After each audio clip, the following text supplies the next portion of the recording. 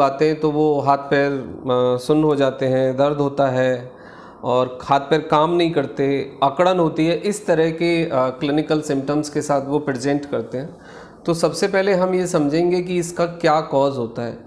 Generally देखा ये गया है कि एक एजिंग के बाद लोगों को डिजेनरेटिव न्यूरोपैथी, मतलब नर्व्स का, मसल्स का वीक होना, इसको आप समझ सकते हैं। ब्लड फ्लो का बॉडी के डिफरेंट पार्ट्स में कम होना, ये आप इसको एक रीज़न समझ सकते हैं। दूसरा, फिर देखा जाता है कि कुछ यंग लोगों में भी आजकल प्रॉब्लम्स आ रही हैं कि या तो उनको पेन होता है, या टिंगलिंग होती है, या स्टिफनेस होती है। तो इसके पीछे जो क्लिनिकल कॉज हैं, यदि हम उनको देखें तो एजिंग एक रीज़न हो सकता है, और हाइपोथायराइडिज्म मतलब थायरोक्सिन सोडियम हार्मोन्स की डेफिशिएंसी एक रीज़न हो सकता है। ब्लड शुगर यानी डायबिटिक यदि आप हैं और आपका यदि शुगर लेवल अच्छे से कंट्रोल नहीं है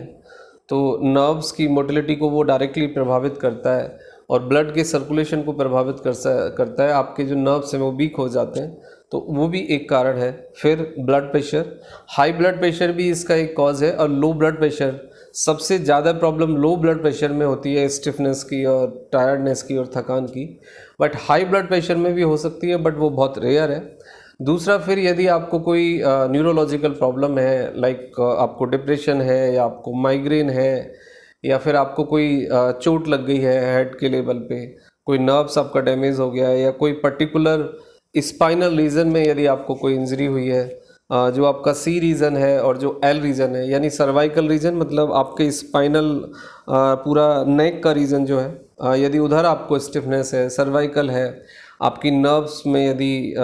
स्टिफनेस आ गई है या वो बल्ज हो गई है, सर्कुलेशन कम हो गया है, ऐसे ही फिर आपका लोअर स्पाइन रीजन है जिसमें एक साइटिका नर्व वाली बात भी है, उसमें भी कई बार देखा जाता है कि लेग के टुवार्ड्स रेडिएशन देखा जाता है, नमनेस देखी जाती है। तो ये सब रीज़न हो सकते हैं, और इसको अब मैनेज करने का सबसे अच्छा तरीका यही है प्रिवेंशन का और मैनेजमेंट का, कि लंबे समय तक एक पोस्चर में ना रहें, मस्कुलर एक्सरसाइज करें। मस्कुलर एक्सरसाइज से मेरा सीधा सा मतलब है कि आप जितने भी आपके जॉइंट्स हैं उसको क्लॉकवाइज एंटी क्लॉकवाइज रोटेट करें, फॉरवर्ड बैकवर्ड रोटेशन करें, या फिर योग साइंस में एक इसके लिए